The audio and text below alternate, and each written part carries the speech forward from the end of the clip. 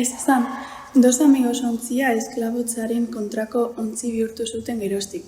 Izen zaharra aldatu eta Fair Rosamond jarri zioten ontziari, eta izen horrekin ibili zen bere bete behar horretan. Eta zer gertatu zen 500 ora Afrikarekin? Inorez zen itzuli Irlan babesgabe geratu ziren Afrikarroien bila. Okerrena ez da Afrikarroiek bezain astuta dagoen USA National Selvin Museoa egitaraztun ora. Oraindik ez dago eraikitzeko planik. Asko dakizu gai honetaz, nire lana da. Nire lantokia Schomburg Center of Black Culture da, Harlemen, eta oso interesatuta egon naiz beti nire sustraiak aztertzen. Ni behin egon naiz Harlemen, aurreko maiatzan. American Academy of Arts and Scienceko urteko biltzarren joan nintzen. Ez dago gaizki. Bai, Elizabeth McLean idazleak nire liburua itzuli duenak berarekin joateko gomidatu ninduen.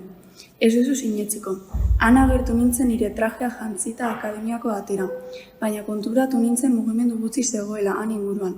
Halako batean kanapeak ekartzen zetozten hispano batzuei galdetu nien ze ordutan zen bilera. Ordu bete falta zen.